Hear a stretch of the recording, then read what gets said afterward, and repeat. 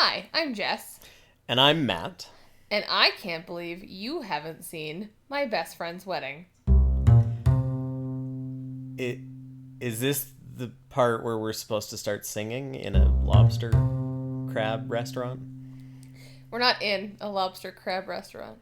Oh, that explains several things. However, we could just start singing, if that's also a thing.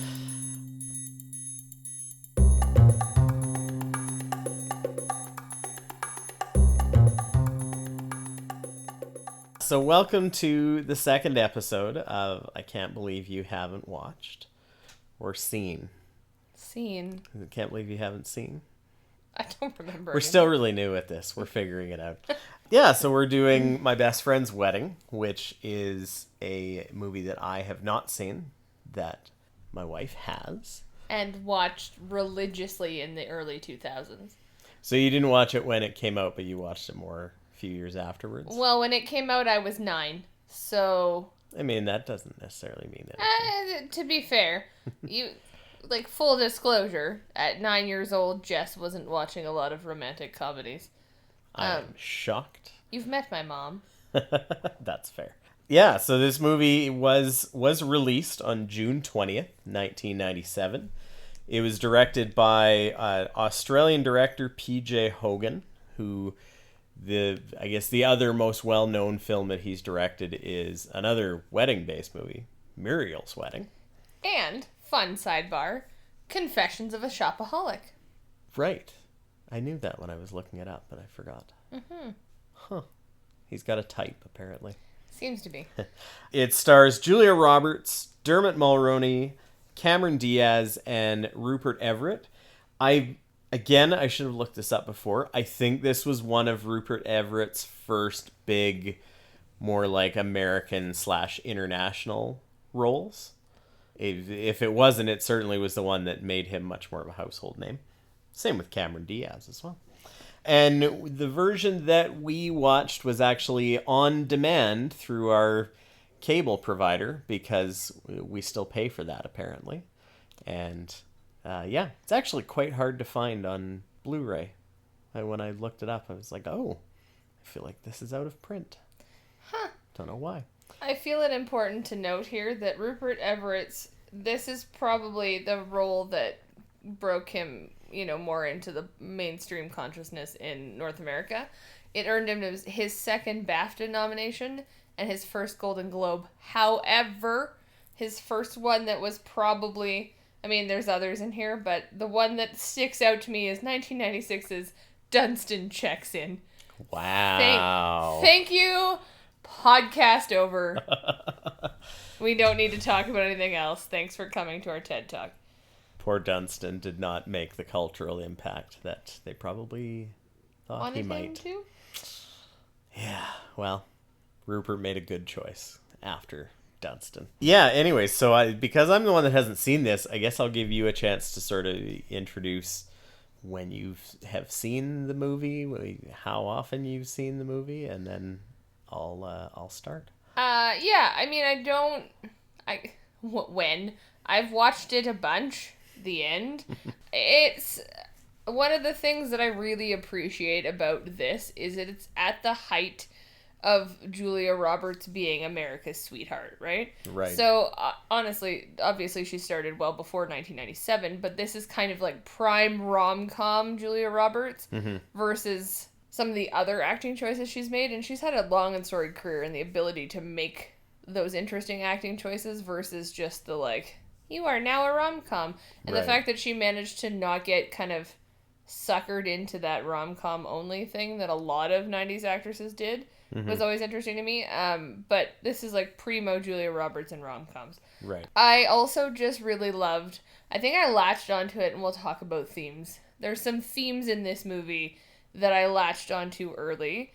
And as a young child, as a preteen and into my teens, it was kind of a comfort movie. It's one of those movies that you watch and then you watch again and you watch again because you know what's going to happen. But one of the things I think that I've particularly enjoyed is that the first time you don't always know what's going to happen, I'll let you decide how you feel about talking about that. But yeah, I think I would have been in elementary school. Like I was 9 when the movie came out, so that was a little early for me. Yeah. But probably towards later, I can't remember if I watched it at a sleepover first or where it came up. It would have probably been a friend of mine who introduced me to it, but then it just became one of those movies that you could find on Netflix at one point. Yeah. And I would put on if I was having a bad day, because there's parts that always make me laugh, and it's, it's predictable, and it has baseball in it. It's kind of all my favorite things. It does have that. Yeah. I wouldn't say I can quote it as much as I can quote other ones. So it's not quite my, the holiday level of quotability as far as that goes. Shout out Cameron Diaz for other excellent movies. Yeah. But it's up there. Like I've watched it a bunch. Nice. It's classic as far as I'm concerned, which should be fun to dissect this with you momentarily. Yeah, and it'll especially be fun because the romantic comedy is not exactly something I usually gravitate to in the movies I watch. Correct. And as a young woman, that's kind of the thing that, especially being an awkward young woman, I'm an awkward old woman now, it's fine. But being an awkward young woman, you kind of, especially when you're trying to figure out the whole oh boys thing, which as an adult, the things we could talk about. But trying to figure that out, it's almost a rite of passage especially was at that point. I don't think it is so much now, but kind of trying to figure out who you are and how you deal with these sorts of relationships. A lot of it was taught, quote unquote, by rom-coms. That's why so many of us have such unrealistic expectations. Absolutely. And that's a very interesting theme, and even in thinking about that as I was making notes and marinating over the 24 hours since we watched the movie, it's very interesting because the 90s specifically was probably a time when a lot of movies in that sort of genre, for lack of a better word, I guess, kind of went a little more down the middle, predictable. A little bit probably in the 80s as well, in the early 2000s, but it kind of became the rom-com became very much a formula that was followed, and we can talk about that a little bit too. But formulaic, and I think that's probably part of the reason they were so popular, especially the 80s were such a boom, right? Just thinking in terms of socioeconomic, and now I feel like I'm stealing your points, but no. In terms of socioeconomics and all that sort of where we were politically and all these things, the 80s were a time of boom, right? Yeah. The 90s weren't exactly a total bust, but it certainly wasn't the same. And when things feel like they're shifting, people tend to gravitate to that which they know, and so a lot of rom-coms, and I think would argue other movies at that time period, especially moving into the early 2000s, late 90s, early 2000s, you really gravitate to movies that are kind of formulaic because you know what to see, you know what you're going to see, and you know what to expect. And that's funny because it's not necessarily something I like now as an adult, and with the hindsight of 20 plus years of watching the movie, I have different feelings about it now than I probably did originally, but it's still one of those that even if I could identify stuff that I have thoughts about, hi, I'm Jess and I have thoughts, I still go back to it because it's like a hug. Yeah. In a weird way. And we can talk about that. Yeah, definitely in a weird way. A musical, unexpected musical hug. There you go. You're welcome. Yeah, so as I think probably we did with our last episode when we watched Silence of the Lambs, and Jess made notes as kind of went through, and they'll be a little bit all over the place. Mine will probably be much the same. Some of the prompts I have are kind of hilarious and just written in the moment of stream of consciousness sort of thing. So hopefully they spur the correct memory and thought that I have. If not, at least maybe we'll get a laugh out of why I actually wrote that. The first thing that I wrote, and this is from the opening 5 minutes of the movie, is about the actual introduction title sequence and then the next couple minutes just afterwards. So the film starts with, I don't even know what you would call it. It almost is like if you think of Marilyn Monroe doing Diamonds Are a Girl's Best Friend, it's like a very staged singing, dancing thing of Wishin' and Hopin', which is an old song and I don't know who it originally was by, but it's like with a bride and her 3 bridesmaids singing this song that is a very old, very schlocky song, with questionable lyrics like a lot of old schlocky songs are. But very much like doing the winking, knowing, aha, we will be happily married sort of thing. The whole thing almost felt a little bit like a James Bond title sequence, but for a rom-com. Yeah, I kind of love that. Yeah, it's a very interesting choice, and it's not anywhere near normal, even for other types of films. It's not wasn't a trend necessarily that they have that sort of staged thing. It is very much, this is the title sequence, which is kind of interesting. And obviously the movie is about a wedding that is going to be happening and people that are in love and thinking they're in love and all of the sorts of things that go along with that. So it's sort of, it doesn't play it straight. It very much kind of is a winking, haha, we're going to be talking about love and this, aren't we? Almost campy in a way. So it's an interesting note to start the film on. I'm not 100% sure that the film actually keeps up with that as a style note. And we'll talk about it more as I go about themes and what actually is the film trying to say in certain things. But it's an interesting start. I think, okay, first of all, Wishin' and Hopin', Dusty Springfield, shout out. There you go. I had to Google it. I knew she sung it, but I wasn't sure if she was the original. Well, to be fair, I did just Google that quickly, so if I'm wrong, someone will tell me I'm wrong, because people are good that way. It's campy, and there are definite other moments of camp throughout the film. I find the song choice interesting, because if you look at the lyrics, and spoilers for the movie, but if you read the lyrics or listen to what they're saying, and then watch the movie, isn't that what they're both doing? Yeah. Isn't that what, sorry, when I say they're both, isn't that what both our female leads are doing? Yep. In different ways, yeah. It's kind of it gave the whole movie away at the beginning, but you don't know that until you've watched the whole thing, which I kind of find fascinating. Yeah.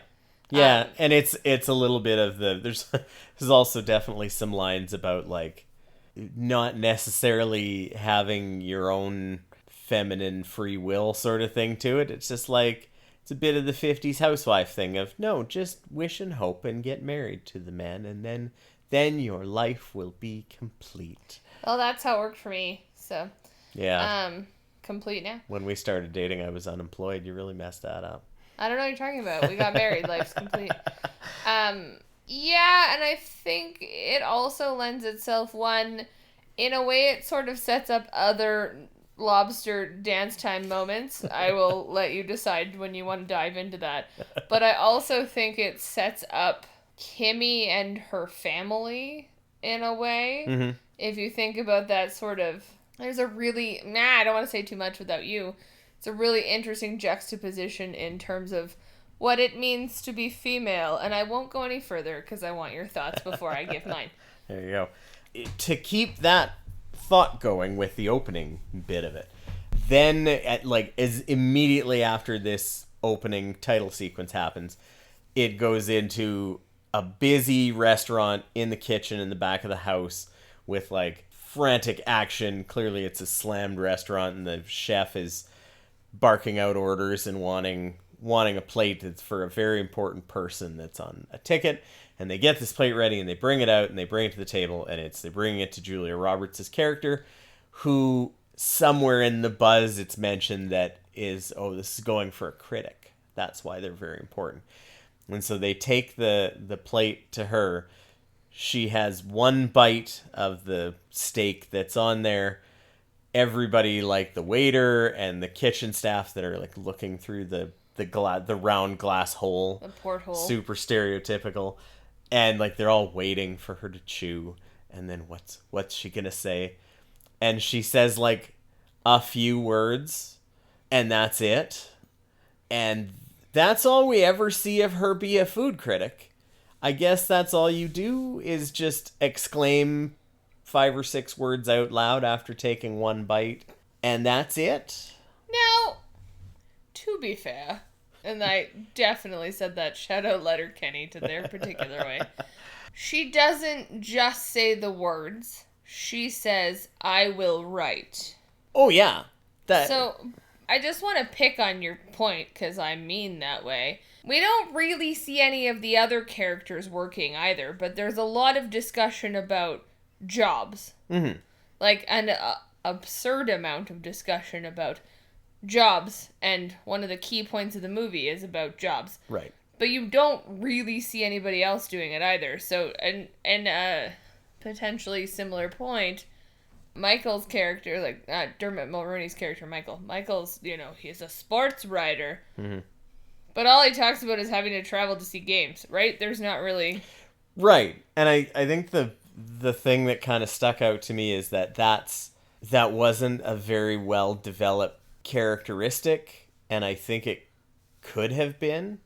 Like I'm going to compare, what I'm going to do throughout this whole conversation is probably compare this to a few other romantic comedies that I've seen that do certain things in different ways. You've seen. But I think of like watching a movie like Bridesmaids. And Kristen Wiig's character, you kind of know early on that she's a baker and she's opened up a cupcake shop. And it's a small business, and she's a struggling small business owner, but she loves to do this. And, like, it's not the thing that she does all the time, but it's also not a thing that you see in the first 5 minutes and is never really talked about again or shown.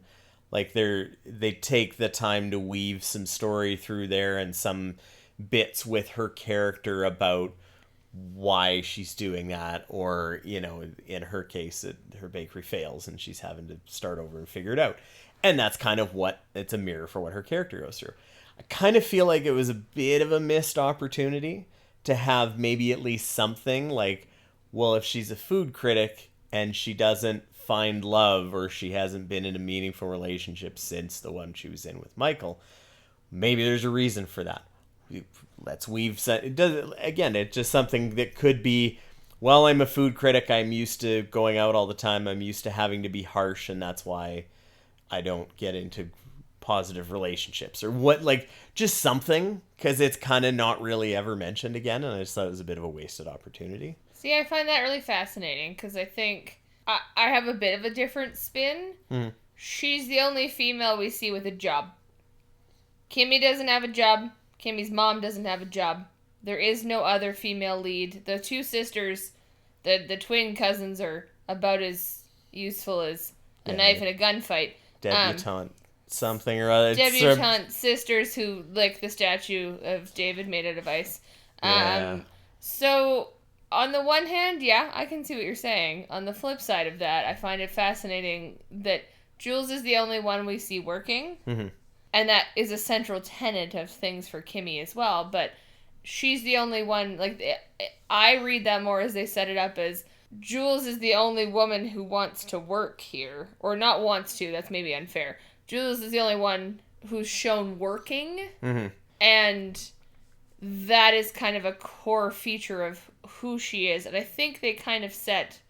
Again, there's some gender politics here that I don't want to talk about. I'll let you get to them. And then I have thoughts, obviously.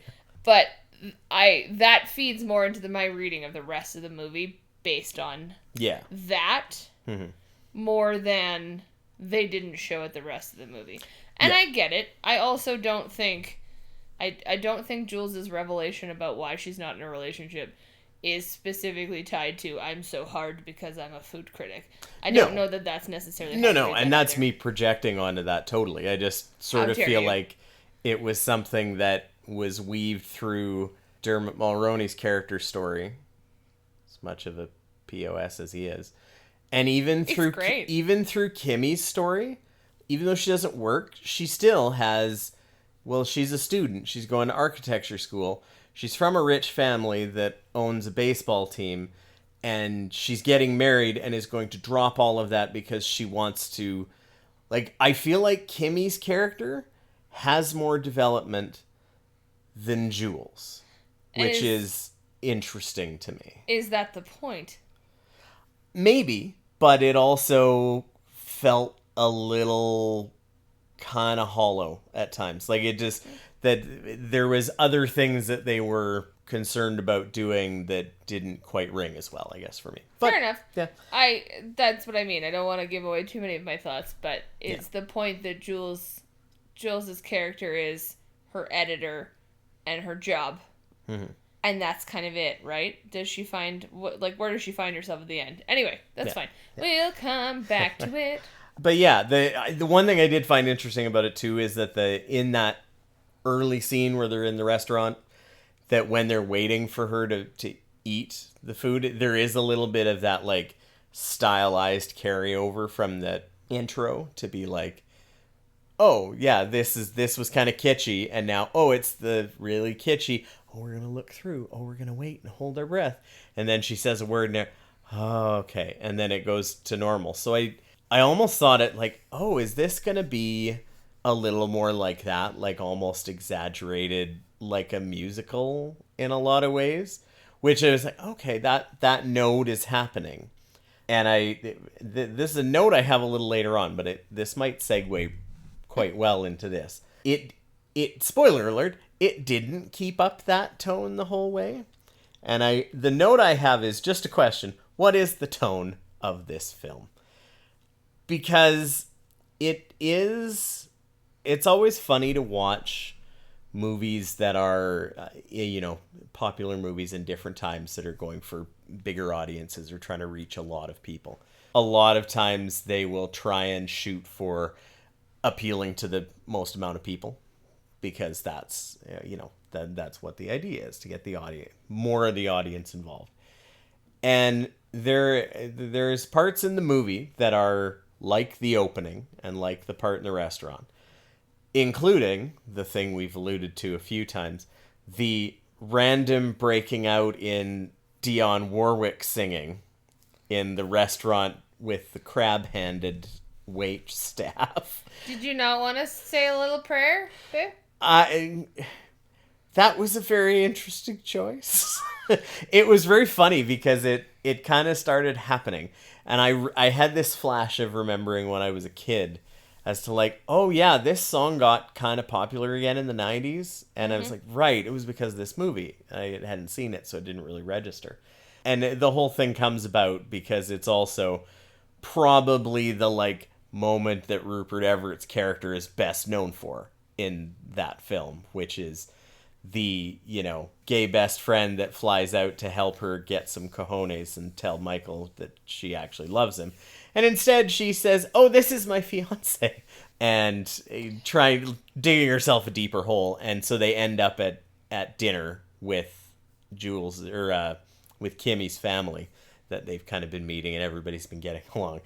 And Rupert Everett just basically, somebody asks, oh, how did you meet? And Julia Roberts is trying to play it off as, oh, we don't have to go into that. And he makes up a story about them meeting in a mental institution, which is quite good. It's easily one of my favorite lines in the whole movie, is just the way he does we met in a mental institution. Yeah, and I met Dionne Warwick. She was there. Well, no, he was normally called, like, Jim.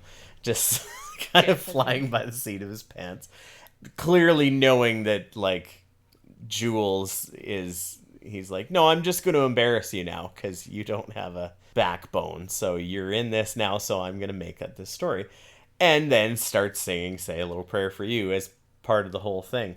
And everybody joins in, which is kind of a thing. And then halfway through, when you sort of expect, like, oh, they've sung one verse and the chorus.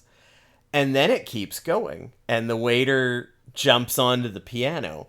And then it's the like, oh, we recorded this part in a studio and now we're lip syncing.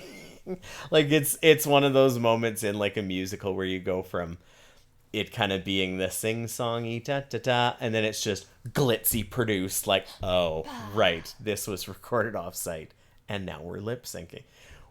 Which I was like, oh, we're just going to do the entire song. with the crab claws in the background, which made me laugh. Like, I'm not gonna lie to you, it is my favorite, one of my favorite scenes in the movie, because it's so ridiculous. Yes. Because there are crab claws dancing and like Grandpa singing Dionne Warwick at the end in the deepest voice ever, and it just, I don't know.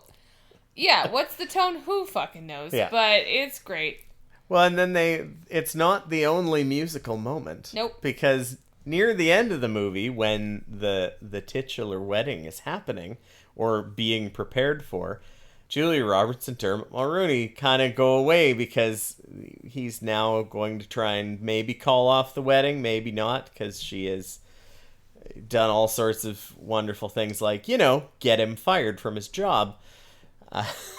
And that as they're there at the tennis court are the three like younger boys of the family, and they're all making helium balloons and inhaling helium, which is kind of funny. And then as they're having a relatively serious conversation, the three boys basically start doing barbershop quartet singing in helium voices. Yeah. Yeah. Because reasons, I guess. So I have a theory on the music in this, because there's other things we haven't talked about. Mm-hmm. Their song and the way she gives it, she loans it to Kimmy. Sorry, she being Jules, loans it to Kimmy and Michael at the end. There's also the moment of them dancing on the barge. Yep. Where you continually expect them to get hit in the head by a piece of shrapnel or metal. And there's the karaoke scene. Think about how ridiculous the music is in some of those, and how the movie takes the music more seriously in others. Mm-hmm.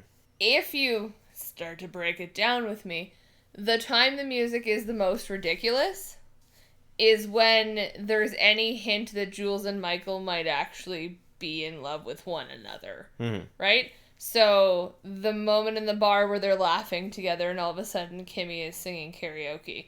And it's absolutely ridiculous, but then the Calgary-esque crowd starts clapping out of time. I know you're really happy about that. The boys doing their barbershop quartet is when Michael's having a crisis of, do I marry this woman? Yeah. Right? And then, of course, he's jealous of her and George. The gay best friend. Yeah. Which, don't get me started, we don't have time to cover that today, but my theories and my feelings about the gay best friend being a thing. Yeah. Especially in the 90s. Thanks, Sex and the City, for your bullshit.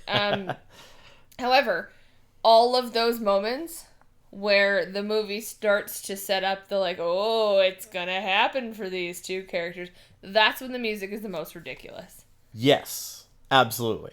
And I think that is very clearly a choice that they made in a lot of ways. Even when they get to the chase scene at the end, when she commandeers the bread truck, it the cassette tape that locks in is again playing a very schlocky song. But there also are moments where they are, there's moments where it's Jules and Michael alone, and then the really sappy, slow, romantic music comes in, and it's even in even the way it's shot, it very much goes from these outlandish moments of helium-loaded children singing on a tennis court with helium balloons above them, and being a restaurant with all the crazy wait staff and everybody joining in.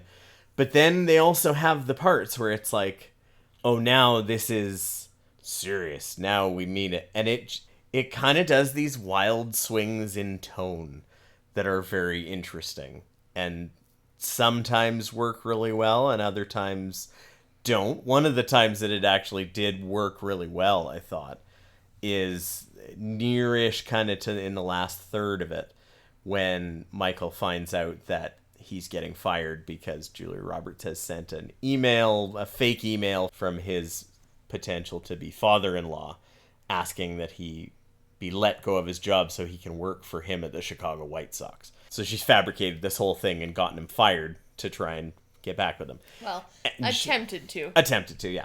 And she realizes, what she's done, and that she is kind of a huge piece of shit for doing it. And she Punch sits him. down outside her hotel room as he's on the phone and just lights up a cigarette. And the bellboy comes by.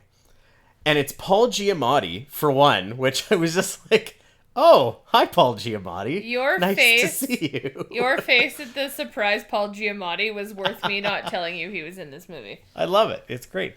But it was a moment where, like, all it really was he said, ma'am, you can't smoke here. And she's just clearly having a mental breakdown and crisis of faith. And she just is like, she doesn't plead with him, but she's just clearly having a moment and asks if he smokes. And he's, yeah, I do. And she's just like, can we just share this moment together where we just have a puff of a cigarette? And it's this really nice moment where it just is a moment of calm that she clearly needs.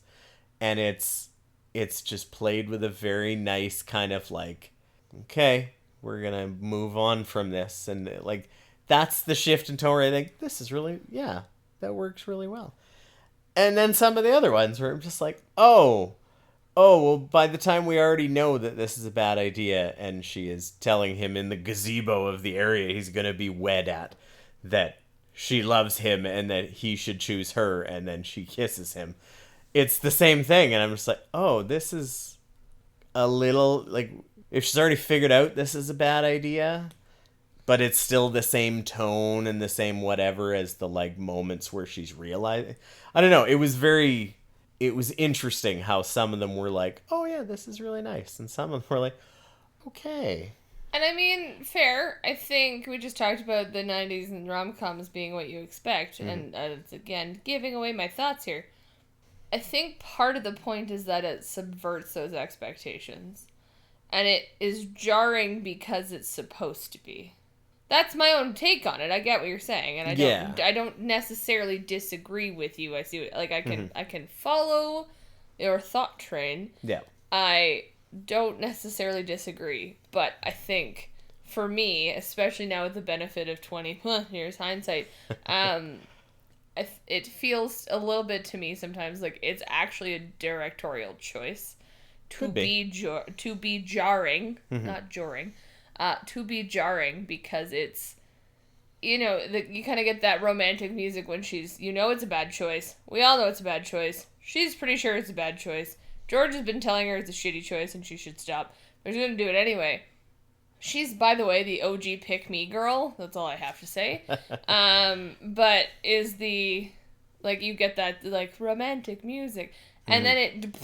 Yeah. Right? And so... Well, I mean, that is Kimmy showing up, but the point is, yeah, it's, I don't know, I think it plays with tropes better than we've given it credit for in history. Not you and I, just generally, but...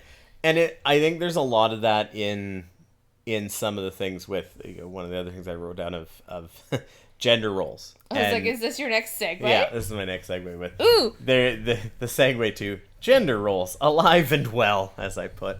In that there is a lot of, like, looking at how people fall into line with, oh, this is a wedding movie and therefore this is the mother of the bride and the father of the bride and the bridesmaids, and they're quite stereotypical most of the time. And then you have the father of the groom, which is Emmett Walsh, who is a great actor, and I love Emmett. He's so fun. Wish they'd given him more screen time. But anyway, he kind of plays like he's a little older, a little more rugged, a little more just jovial, kind of rapscallion type of happy to be there, which is funny when he sings in the restaurant too. But there, you know, there's a lot of that, and then there's, you know, the two people getting married, Jules and Michael, kind of falling, or sorry, not Jules and Michael, Kimmy and Michael. I was like, different movie if Jules and Michael get married. And there's definitely a little bit of falling into the, oh, I'm the man and the wedding is just happening around me, I just have to show up. And everybody else is getting everything ready, and it mostly happens to be the bride's side, and she is sort of, oh, I'm going to, you know, change my life path for my husband, and very much a lot of like this traditional gender role kind of newlywed sort of thing. But then there's also a good amount of subversion in a lot of what's expected. Even going into it, I won't lie to you, I, only knowing who the stars of the movie were, didn't know that the best friend was Dermot Mulroney. I sort of in my head thought this was Julia Roberts and Cameron Diaz that were best friends, just having no idea what it was. I So love that. there's a nice little twist there. Again, you have some that kind of go into even more stereotypical gender roles, and we talked about the stereotypical gay best friend thing, which is most definitely on display completely. And there isn't too much of a change, I guess, from that. But you have your main character who really is not, she's not the hero of the story. And you realize that pretty early on, even though she doesn't. And it's played for laughs and everything else, but it doesn't change. Like, I think a lot of times in a lot of other movies, it would be she's gonna behave terribly and do all these awkward, brutal things that are just, you shouldn't do. And she just wins in the end because it has to have a happy ending. And it doesn't. And that's, like, I think there's a lot of choices to be a little bit different and do something that's a little bit more unexpected and twist on that, even amongst other things that are more expected. So yeah, I think you're probably right. I think there's a choice to try and twist some of those preconceived ideas, and like some of them work really well, and some of them are like, yeah, okay, that was a bit of a miss, but it's very much trying to do something different. Yeah, I have thoughts about the gender roles. I don't, yes, all of that, yes. But I'd like to talk more about Jules. Mm-hmm. And I haven't looked at your notes because that's one of the rules. But do you have anything about the visuals of this movie? In different parts, yeah. But Okay. it's kind of, I have thoughts spread all over what I've got. Cool. So prep yourself for something that I'm not sure you noticed. You may have and didn't mention it, and that's fine. Mm-hmm. The use of color. Yep. The use of color, specifically Jules versus Kimmy. Yep. Right? So when you look at Jules, she's in darks always. Mm-hmm. She's in, like, darks is a weird way. She's in dark tones. Nailed that, Jess. Yep. She's in browns. She's in grays. She's in blacks. The only time you see Jules in a color that isn't a neutral is when Kimmy is in a white wedding dress. Yeah. Versus Kimmy, who's in bright colors and tight-fitting pastels. Mm-hmm. And she's very much played to be this bubbly thing who's just the young thing who's going to marry Michael. But costume-wise, it's very interesting. And it's also interesting if you look at the cut of what Jules is wearing versus what Kimmy's wearing. Yep. Not just color. Jules is very much dressed in that very 90s aesthetic. Yeah. There's your favorite pronunciation of that word. Like, masculine suit thing. Which, frankly, Julia Roberts herself pulled off in more than one occasion. Yeah. She very much is characterized that way. Mm-hmm. So we talk about gender norms. Jules, it's tough when her name is so close to the actor. Jules is very much played, and in that kind of 90s feminist way. I say this with a gender studies degree. Had a little second to third wave business happening there. Yeah. Is very much played as the, what am I looking for here? As being, like, embodying masculine energy, right? Mm-hmm. And she's very much the embodiment of not like the other girls. Yeah. Right? Until she realizes that maybe she wants to be like the other girls. Yeah. And that's something that, I pointed this out to you in the middle of the movie where, the costuming, you're totally correct. And Julia Roberts being a redhead, she's essentially the only dark-haired female with any main role, which was funny to me because one of the bridesmaids is an actress named Rachel Griffiths, who I know, she's an Australian actress. She was actually also in Muriel's Wedding. Yes. And I know her because she had a very prominent role in the show 6 Feet Under, which I love. But she's naturally like a darker brunette. And in the movie, she is very much a like short-haired bleach blonde, which was kind of, I was like, oh, is that Rachel Griffith? I'm like, Oh, it is. So that clearly is a very big choice. One of the notes I had that I really didn't have a lot to say out of, but I wrote it because I noticed it in the train scene at the end where they're in the train station at, I can't remember the name of the station. I've never been to Chicago, so I don't know these landmarks. But the note I wrote was sad beige fashion for sad beige 90s Chicagoans. And in that moment where it's Julia Roberts and Dermot Mulroney, like, near the end, just basically she's confessing that she's a terrible person and she did all of these terrible things. Everyone in the background is wearing some combination of khakis, neutral colored skirts, sweaters with no color or a very muted pastel to them. Like, I actually went back after we watched it, after you were asleep, and I'm like, was I just imagining that when I saw it? But no, sure enough, you look and it's just like, oh, it's just sad beige fashion all around everywhere else, which is kind of and I think there's probably a bit of that being a class difference as well, because you don't notice that so much with Michael, that he's not in muted colors, but he's a man, so there's different rules for that fashion wise anyways. But there's also the idea that Kimmy's family, her father is a billionaire that owns a media empire and a professional baseball team.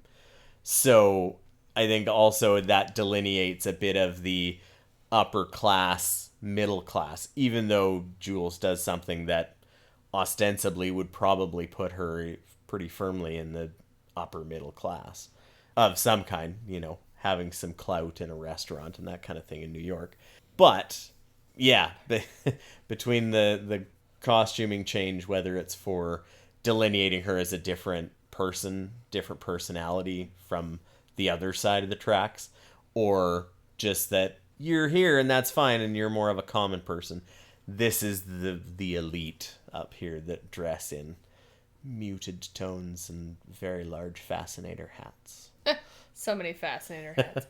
I also think that the color is used, at least in the setup, right? The tight clothing and the bright, ostensibly not neon, not like the 80s, but the very vivid colors for Kimmy is set to make her seem less serious than Julia Roberts' character. Yeah. 100% she is. She's just a floozy with, or I can't, there is one derogatory word that she uses and I can't. When she's talking about her bridesmaids, yeah. Yeah, but for the most part, generally speaking, right, it's kind of, I have always kind of taken it to be that the movie is trying to set your expectations that she's just going to be an airhead, for lack of a better term. Yeah. Because that's what she looks like, right? And that's kind of it's very much the Clueless effect of that sort of time period. Yep. And I'm not suggesting that comes from Clueless, because I actually cannot remember when Clueless was released. It was earlier than this. I think it was 94 or 95. Yeah, it was but it's all in that same sort of team of movies, right? And that sort of Clueless effect of, well, she cares about her clothes, so she must be a dumb blonde, right? Yeah. And the dumb blonde stereotype plays in here, too. Yeah. Also, because you've said sad beige so many times, I also just want to, this may never make it past our ears, but shout out to @officialsadbeige on Instagram, who does the most amazing reviews of Werner Herzog's sad beige clothes for sad beige children. If you haven't checked it out,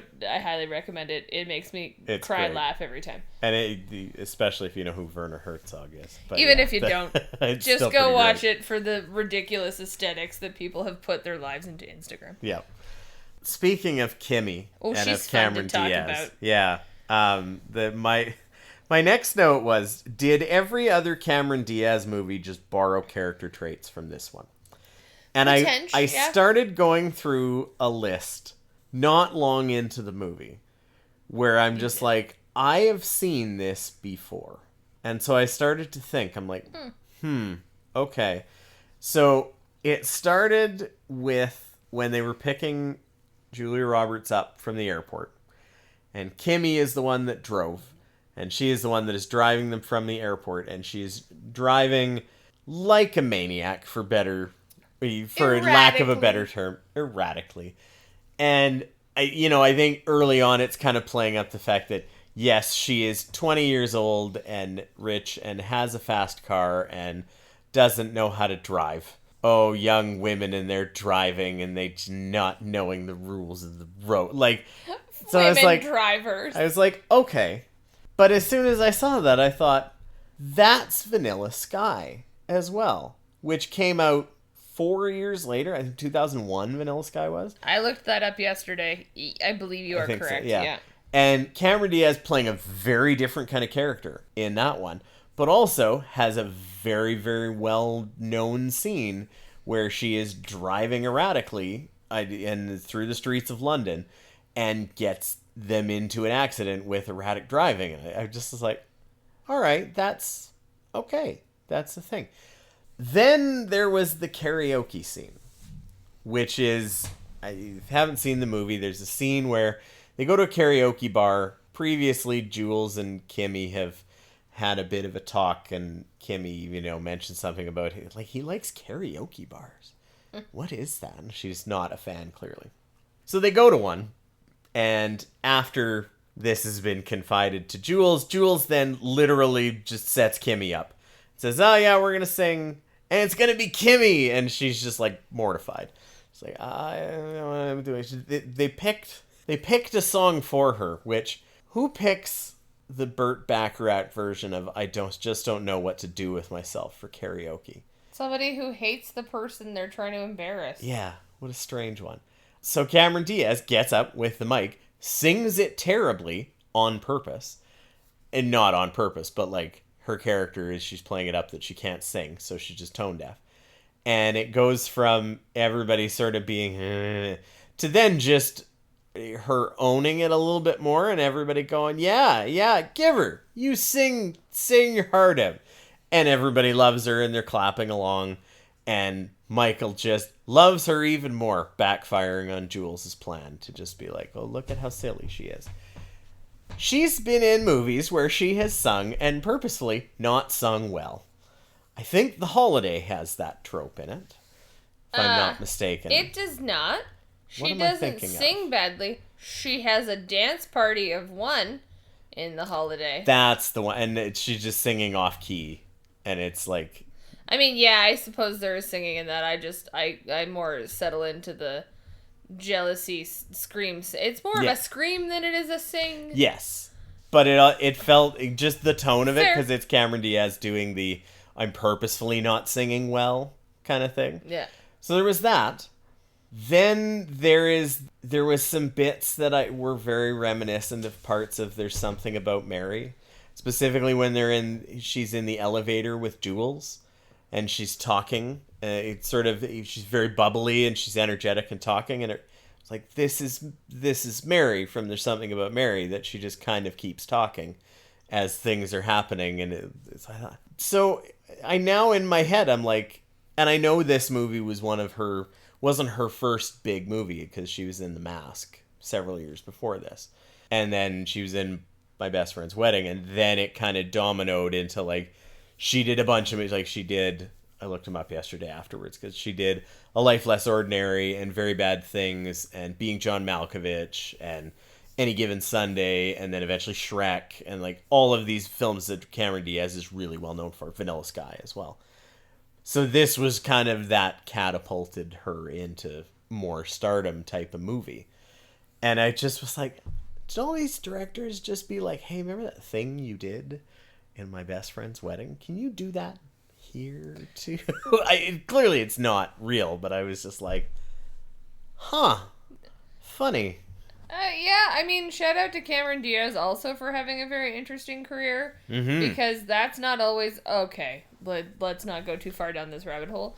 That's not always afforded to female actors in general, and or female presenting actors, just to be inclusive, because I'm firmly in that camp of inclusivity. Yeah. However, I think the opportunity to pick interesting movies existed a lot more in the 90s than it does now. But as, again, shout-outs just to media you and I consume. H. Bomber Guy on Nebula. Yep. And he did a whole thing about celebrities no longer being celebrities. We don't have any movie stars. We have brands now. That wasn't H. Bomber Guy. That was Patrick Willems. Oh, pardon me. Sorry. Yeah. Shout out to Patrick Willems for his... We don't have celebrities anymore. He's on Nebula. We don't have celebrities anymore. We have brands. Yep. Right? I think because this is in the 90s when we still had movie stars, they had the ability to choose more interesting careers.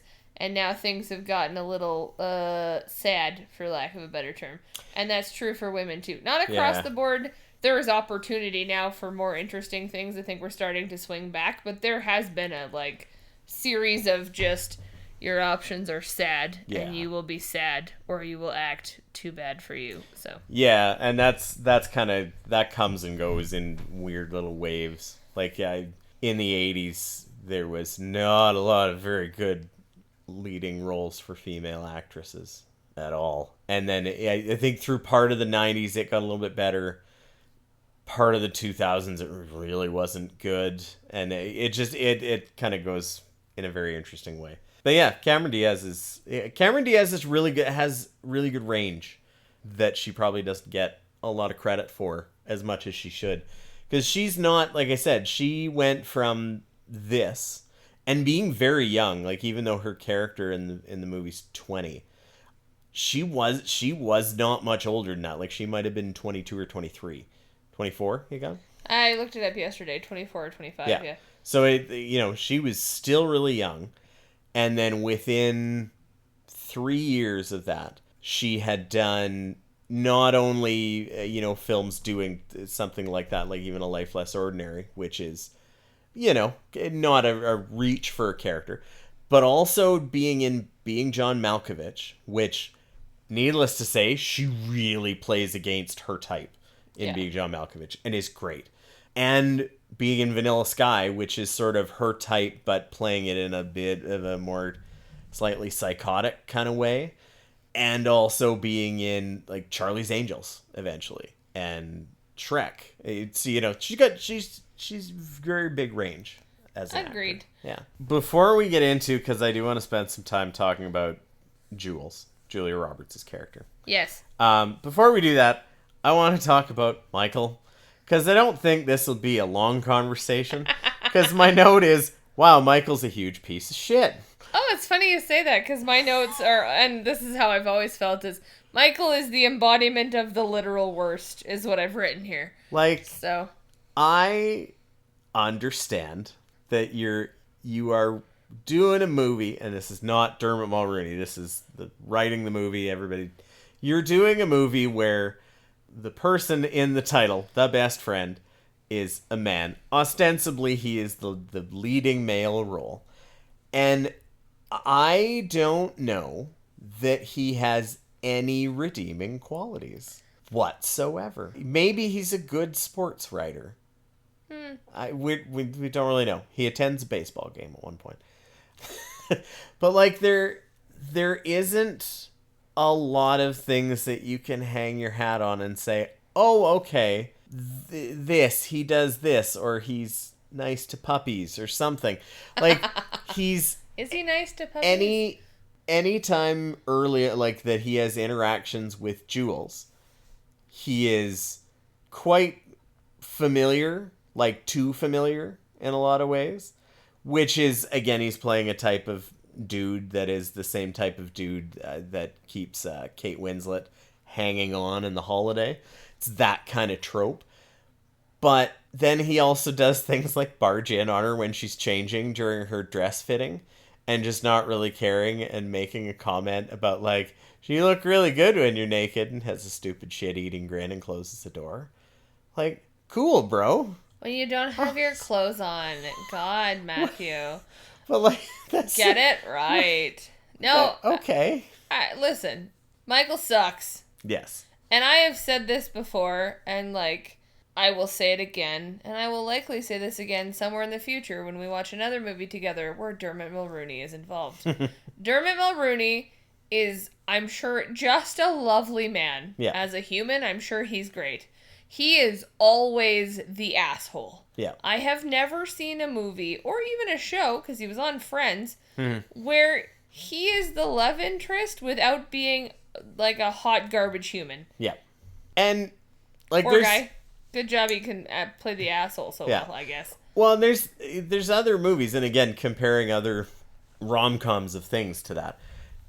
There's other rom-coms where you have, like, oh, the asshole dude of some way, shape, or form. But most of them have like okay, well, he's a nice guy until. Like, he's just not a good person at all. And the only time that he feels like he's a good person is when Kimmy's around, and so his redeeming quality is, well, I'm better around the woman I love that's rich and isn't like me, so I'm trying to be a better person. That's not exactly a glowing review for that being your best quality. But, no. you know. Also, Kimmy is a shiny gem of a human, and Yes. I can talk more about my thoughts on her at the end in a second. But yeah, I agree with you. I don't think he's meant to have redeeming qualities. Totally. And I agree with you there, because if him and Jules are the quote unquote match they're supposed to be, and she doesn't also have a lot of redeeming qualities either, then it makes sense. Yeah, they're both hot garbage. Yeah. And is that like, is Endgame supposed to be garbage people attract garbage people, or are you supposed to attract somebody better and actual, like, literal embodiment of light? Thank you, Cameron Diaz. Yeah. Who will make you a better person? And that's kind of a shitty narrative when you think about it. Is this like, well, I'll just find somebody to make me better? Like, that's, no, you should be, this is why we have therapy, and we talk about it in the 2020s. Yes. In the way that we didn't in the 90s, but... Interestingly enough, because that's really all the time I want to spend on Michael. Fair. Because yeah, there's it's not about all much he more deserves. to be said. Interesting you mentioned that line, because my next line, leading to talk about Jules, is, this is why people should go to therapy. Well, this is agreed. Yeah. So, Jules as a character is, there's a lot of, like, interesting kind of adjectives that go with it, like, being impulsive or not quite totally matured for what she's doing. The whole like trope of the pact of, well, we said if we were 28 and not married that we'd get married to each other, like, is a thing you'd say to each other when you're children, kind of thing. I also find it interesting that gets brought up at the beginning and then is never discussed again. Yeah, kind of forgot it until... Because she kind of forgot it until she realized that it might not happen, and then it was like, oh shit, my safety. It's like applying to universities and your safety school turns you down. Anyway, sorry, that was a terrible metaphor and I interrupted you. But it's like, there's a bit of the, like, she kind of pokes fun at him a little bit for being a sports writer and saying that's like, it's not an adult job. And hilariously, she's a food writer who also is not very mature in a lot of what she's doing, so it kind of is like, aha, there's some projection going on here. But very much like she kind of feels like she hasn't really grown very much in the last potentially 9 years since they've been dating, other than a lot of other things going on career-wise and whatever else. And she has there's not necessarily it's a lot more subtext with her character. She doesn't get a lot of moments to talk about like even just basic things like a family. Like there's no mention of her family, whether she has a family or not, which may or may not necessarily be important, but everybody else seems to get one in the movie, except for Rupert Everett. But he is a gay character and therefore just exists as a beacon of gay light with nothing else. That's how, as a queer person, can confirm that's how we exist, yeah. But even he has a dinner party with friends over in a scene that he gets, whereas Jules just seems to be friends with 2 people.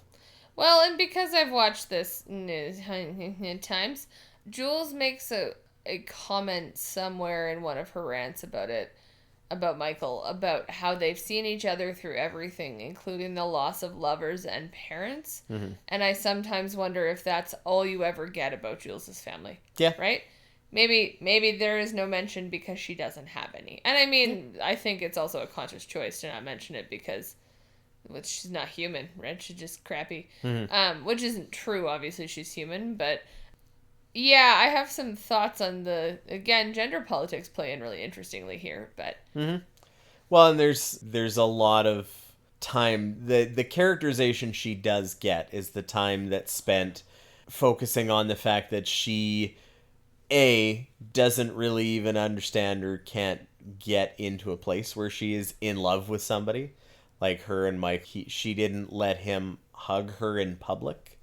Like that is somebody with some intimacy issues that very clearly hasn't worked through those, and that's kind of how she's gone about it.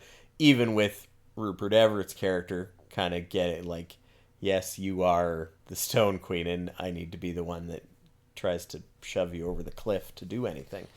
But, like, she also then has a lot of, like, the audacious things of sneaking into the office and sending an email from someone else's very primitive laptop. And, like, so she has the bits where she's like, oh, I have a plan, and I'm going to follow through on it, kind of, and just do it to avoid doing the other things. Like, that's the biggest character arc that she gets, is she doesn't want to face herself, so she will do a bunch of these other things, like pretend her gay editor friend is her fiance, which is just going to dig her a deeper hole. And so it's a bit of like the comedy of errors of, I'm going to do all these things and they're going to put me in a shittier spot than I'm in already. And I'm going to eventually find my way to dig out of it and just have to live with me being a terrible person and probably face up to it. But so thoughts. One, that primitive laptop is state of the art in '97. Thanks for coming out. A ThinkPad, I believe. State of the art in '97. Number two, I think too, part of Jules's character, and it's one of those, it's what you see and then what you read into it. She is so aggressively, and I'm using quotes here, not like the other girls, right?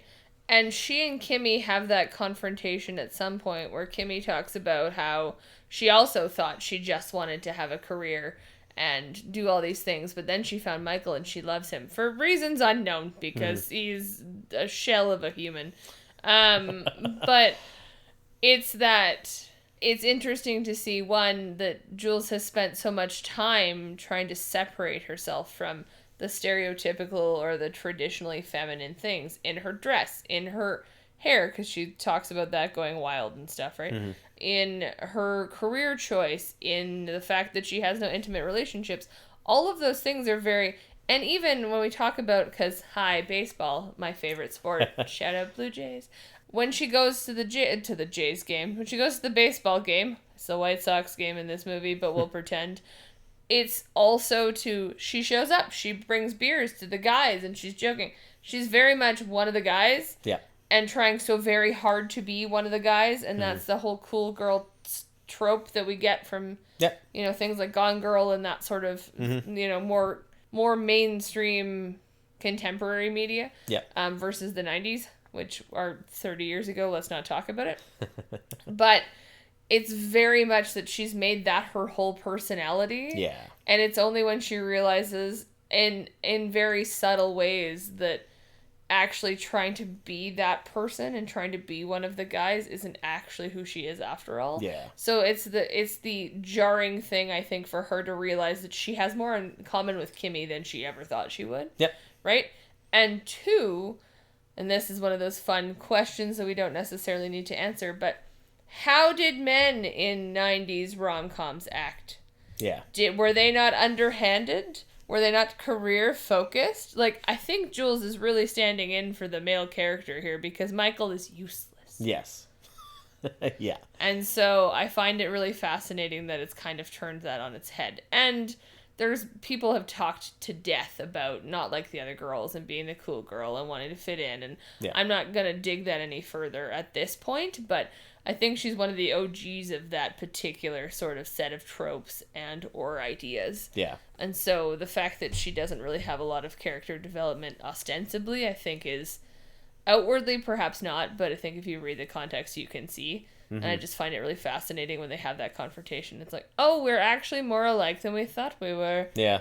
Huh. Yeah, and it's interesting to put it in a context of when it came out, as opposed to looking at something that might come out now or even sort of in the interim between when it came out in 2024, is now you've had shows and movies that do not necessarily place a like importance, because I think that's come a long ways in the last 10 years, but like mental health as something that is talked about and dealt with in general.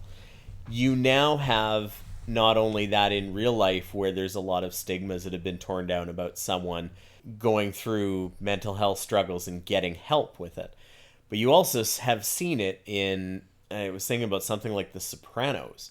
Like the central tenet of The Sopranos is, the head of a mob going to therapy.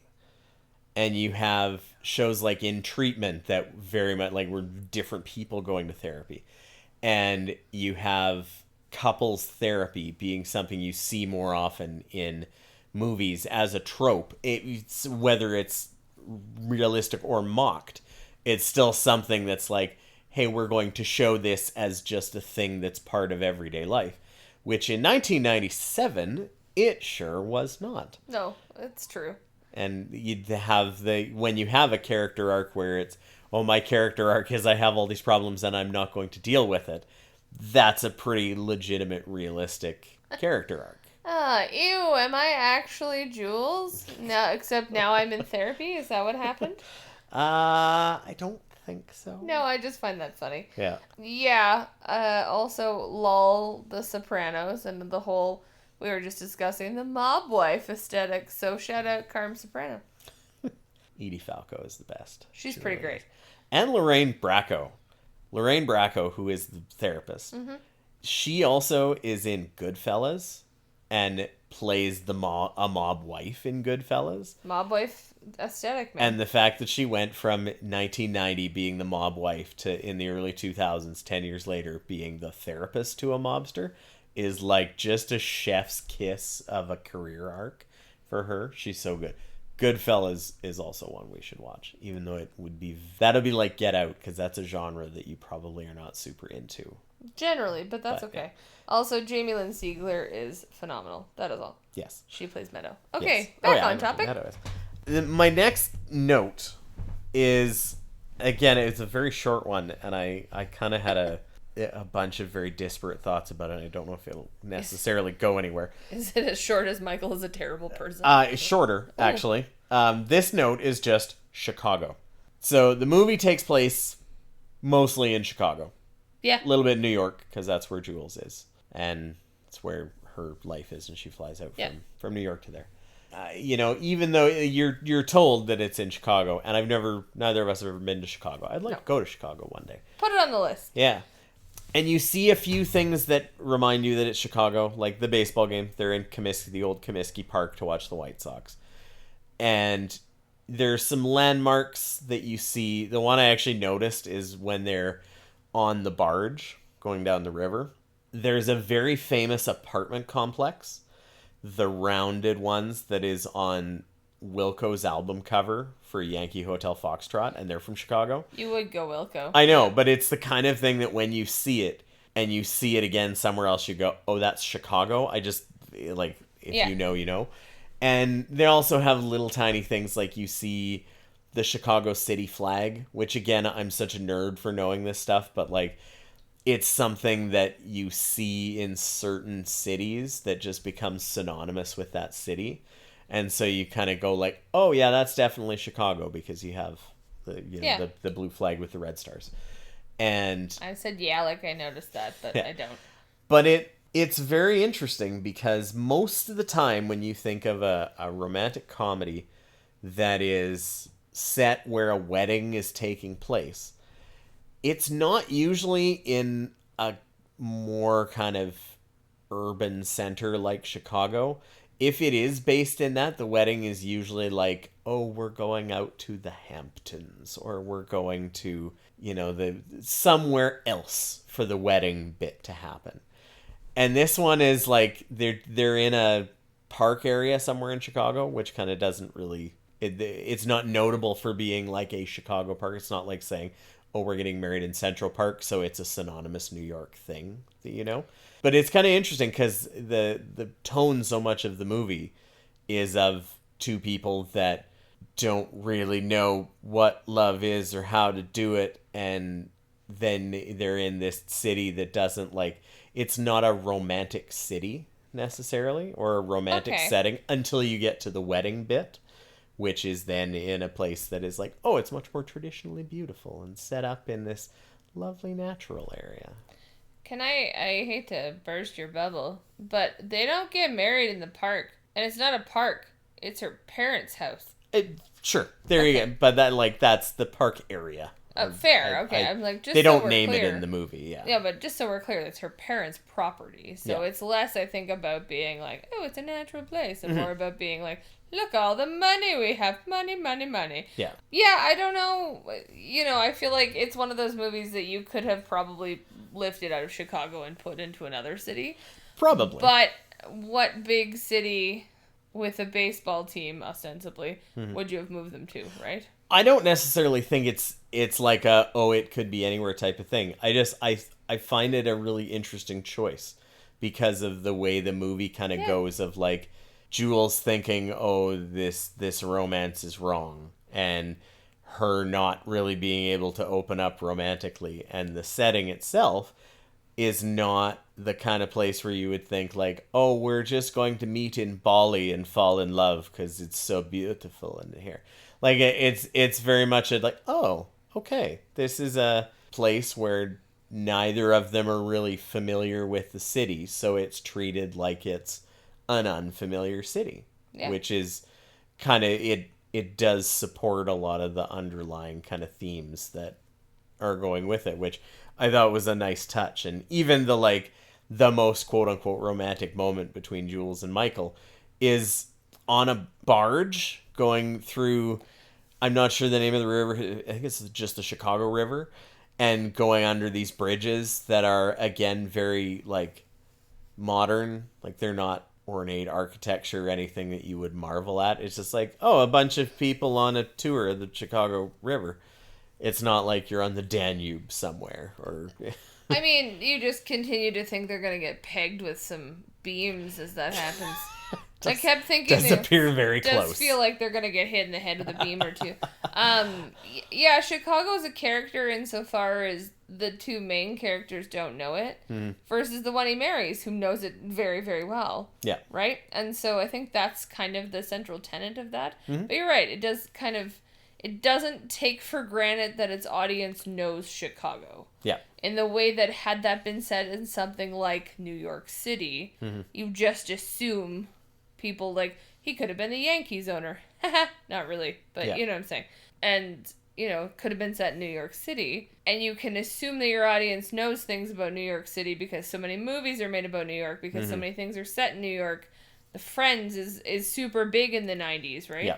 And they're set in New York City. You can kind of just assume that people will know stuff based on that. Yeah. And so, though Chicago is a big city and it has a lot going for it, no disses to Chicago. No.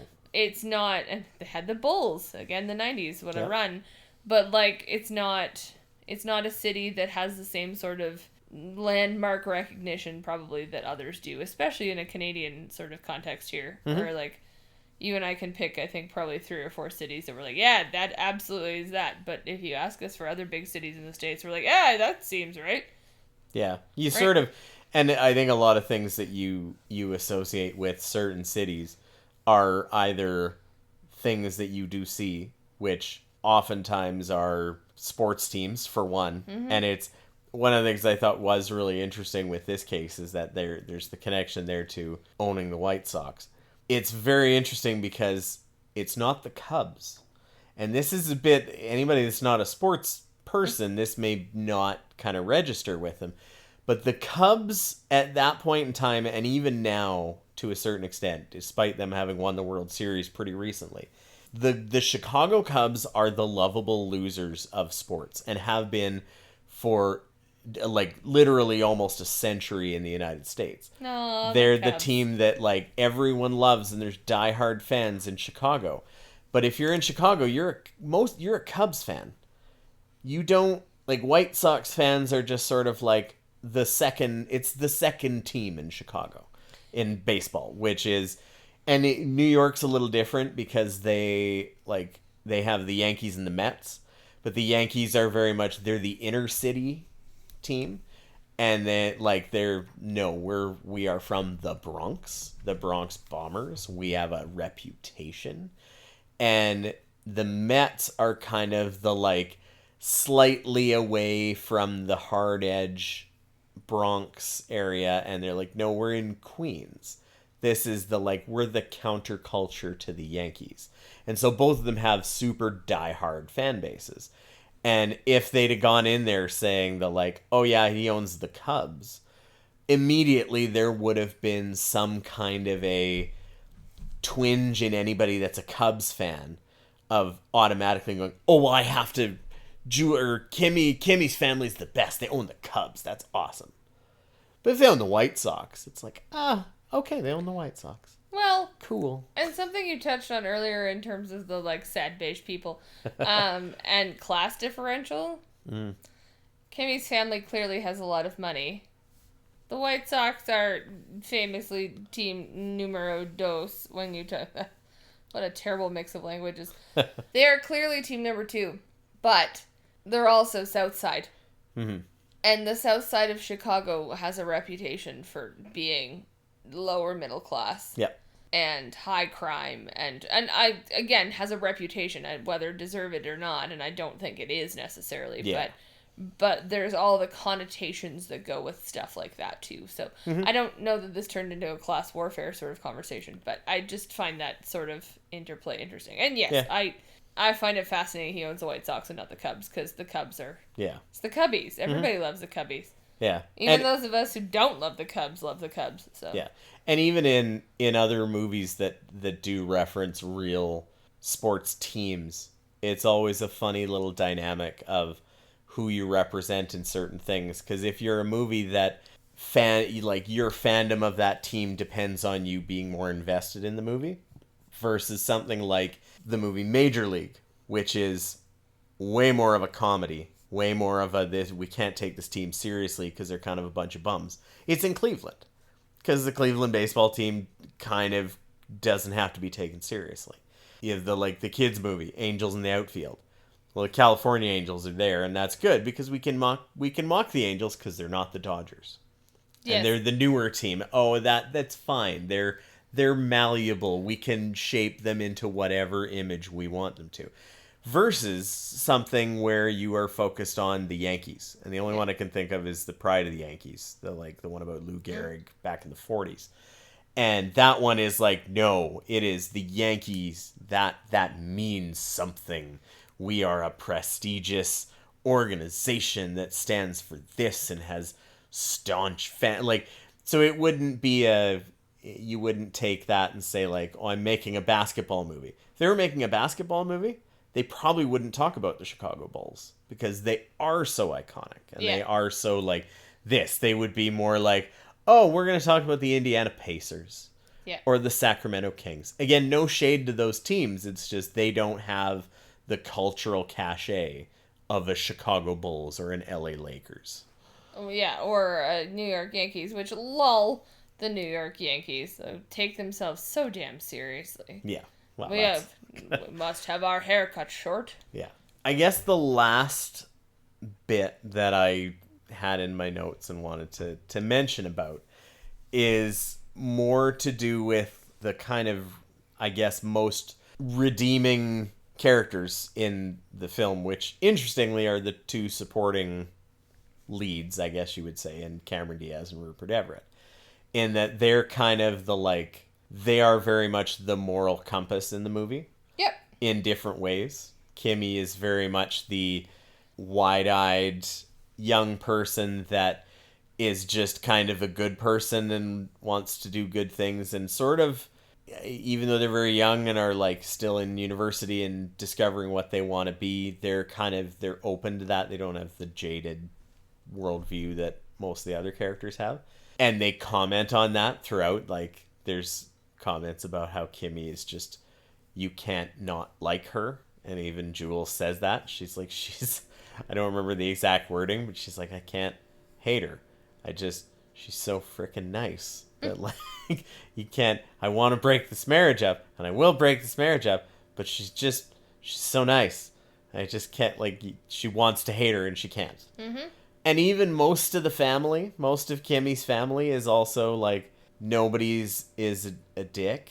Yeah, like, there's no like outlying like, oh god, these people are terrible. Yeah, like it's just like, oh, and they mention, like, Michael says, like, they're billionaires, but they're salt of the earth, down to earth, like they just are more like normal people, which he mentions other things about being a bit classist and that sort of thing, but they very clearly, like, they overcome that part of it, which is also interesting.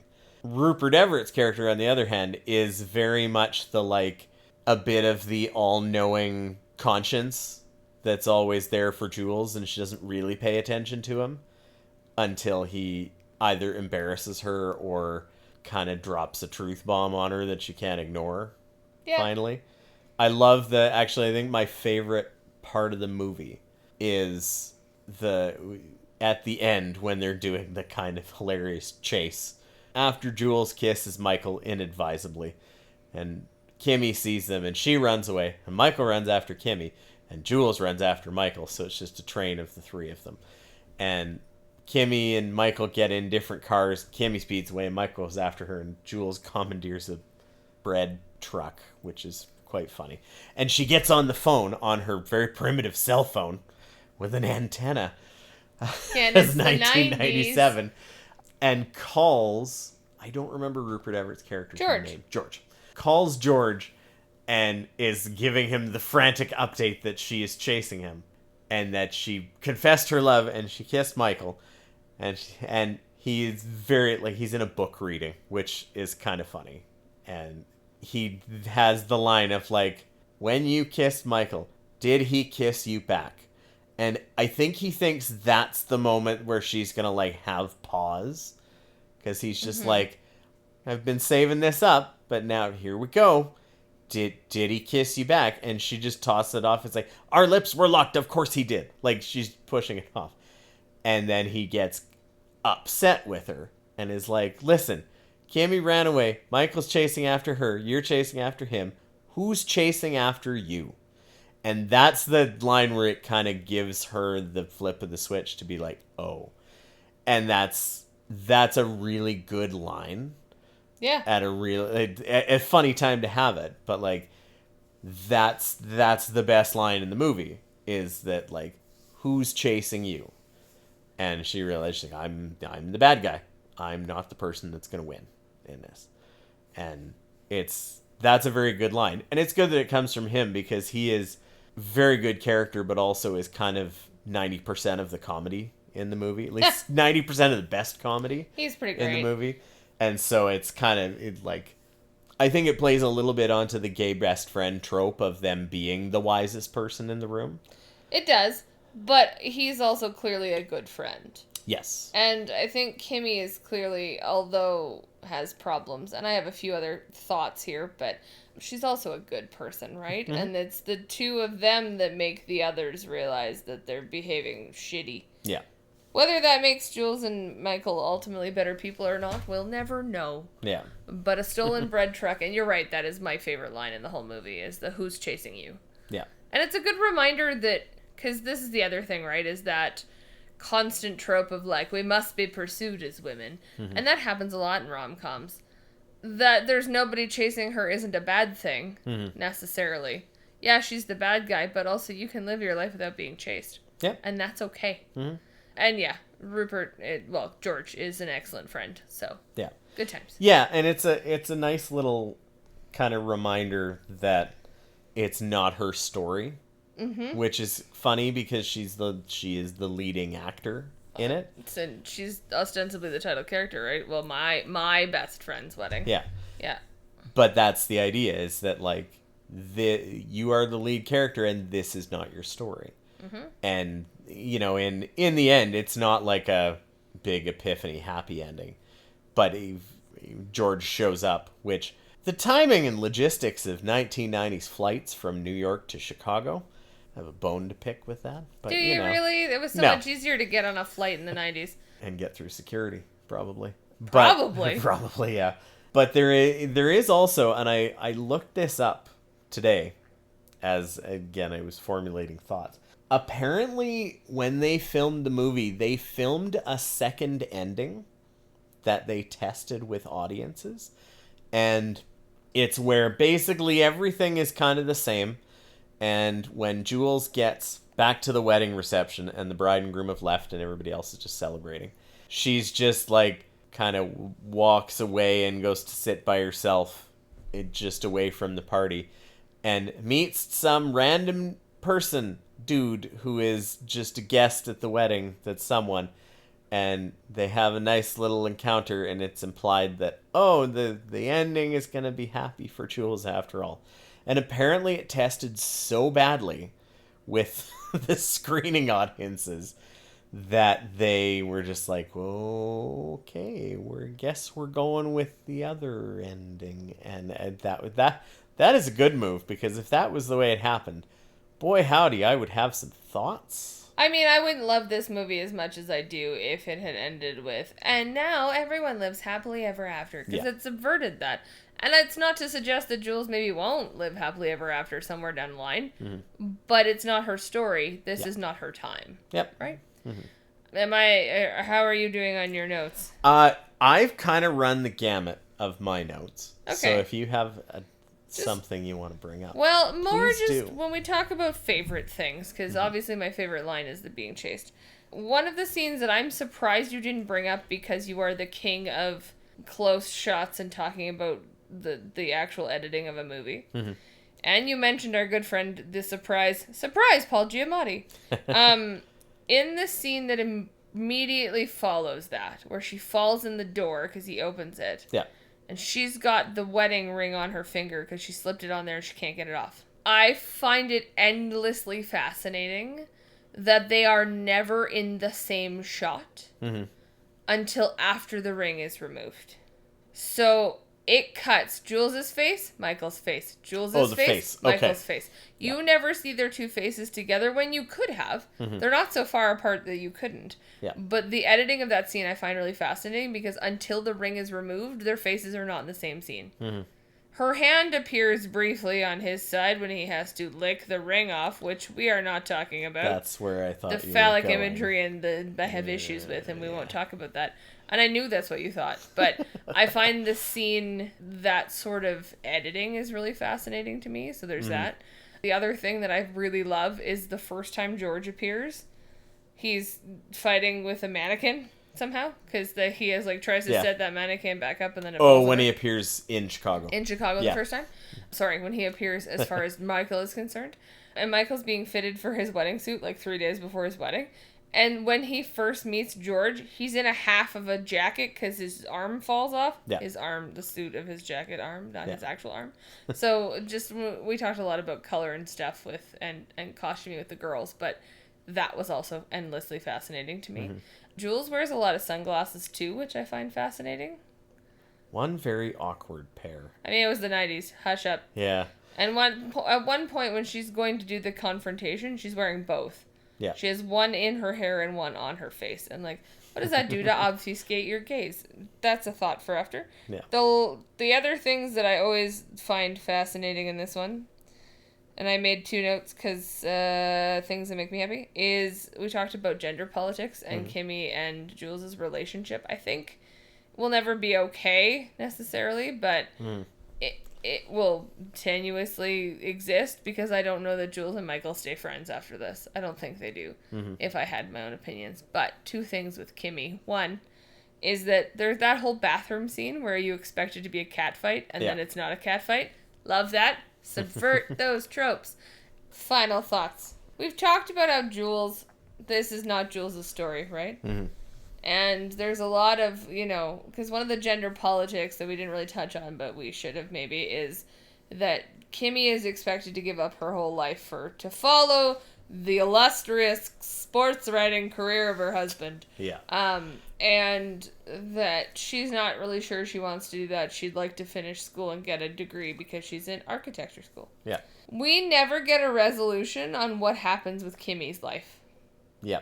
And I find that endlessly fascinating.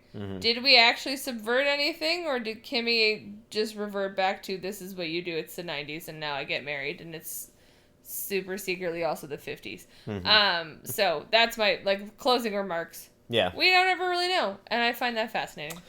Yeah, and I mean, there's probably a reading of the film that you could take where so much of it is about gender politics and people being shitty to each other. And if we go based purely on marriage statistics, if I was placing a bet, I would say that Michael and Kimmy would not be married very long because she would figure out who the hell she was and what she wanted, and that wouldn't jive with Dum Dum McGee. Also, they talk about, oh, he's going all over the place to be a sports writer. I want to know who he's writing for, because most sports writers that I know usually have either a team that they follow, or a sport that they follow, or an area that they follow. Like, I am the Chicago beat writer, or I am the this. And why this guy is so hell-bent on going immediately, it's like, oh, well, if San Antonio sweeps so-and-so, which must be basketball, and then talking about going to College Town, Texas, which I believe is where I think Texas A&M is, like, it's a well-known football place.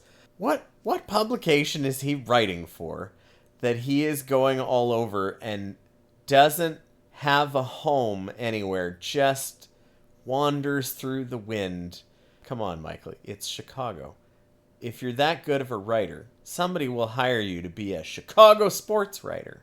But yeah, and I think probably Kimmy does that. Like, she is the, well, I'm not going back to school. Well, yeah, I want to be with...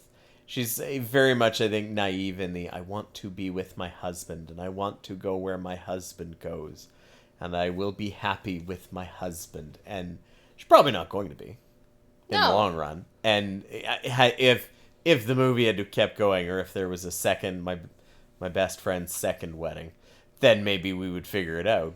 Yeah, I think there's probably a lot of unspoken, well, that's probably not going to work.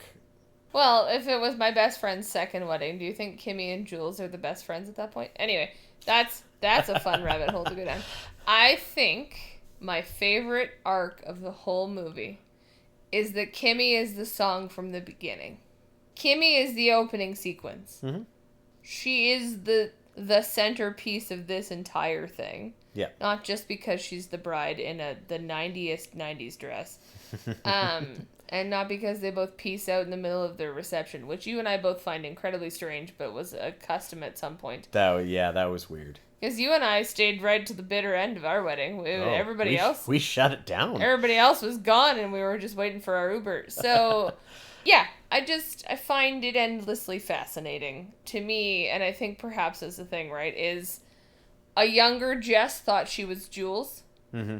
An older, wiser Jess realizes she's probably somewhere more in the between of Kimmy and Jules, right? Yeah. I'm not the, like, necessarily the naive one, and so I think it's interesting the way you connect with different characters as you get older. Yeah. But yeah, Kimmy, to me, Kimmy is the beginning and the end because she is the opening sequence and she's the final, right? We never really find out. So, yeah. Anyway, that's my final thoughts. There we go. So that's my best friend's wedding. I can officially knock it off my list of things I haven't actually seen. I don't know if we did this in the last one. This is sort of a Matt specific, but did we? I gave a rating of some kind. Like a final thoughts kind of thing? Yeah, I guess I can do that too. All right. Final thoughts? Final thoughts. I thought the movie overall had a lot of really interesting things going for it. There were certainly parts of it where it was a little bit awkward and that I kind of felt like I had nobody to root for, which was interesting. And I think that became clear that was more of the point. It's funny to know that it has such a status of like a classic rom-com, because I think I'm not sure that it necessarily has aged as well as some others have in rom-coms, which is totally a thing that happens. It was probably, I think in my own brain, I was hoping for more calm in the rom-com. Ah, yeah. You hope for that all the time. And that's probably a me thing, because I know most romantic comedies that I have really enjoyed, When Harry Met Sally, Bridesmaids, I guess you could call it a rom-com. It may just be a comedy. The Philadelphia Story, His Girl Friday. I'm going really old now. But like a lot of the rom-com, even My Big Fat Greek Wedding, I really enjoyed. Love that movie. Those sort of, I think, are a little heavier on the comedy than the romantic side, whereas this one I think was a little closer to the middle. Yeah. Needed 2 or 3 more Rupert Everetts in it. Maybe. But that's fair. Yeah. But I think overall, like, it was, the people in it were really good. The messaging on it was a little odd, but I totally get why it was a big hit. Yeah. For sure. Even if it's not my thing, I totally get why it was a big hit. Listen, well, a lot of these movies will be not our thing specifically, because if they were our thing, we would have watched. Probably, yeah. Yeah, so I think that's going to wrap it up for this episode. Next episode, we're going to flip it again to a movie that I can't believe Jess hasn't seen, which is going to be the Disney Pixar film Inside Out. That's Matt and Jess signing off. Thanks for joining us. Tune in for a movie that decidedly would be my thing, and yet I haven't seen it. Still, I'm flabbergasted you haven't seen Inside Out. I'll see you next time on I Can't Believe You Haven't Seen. Take care.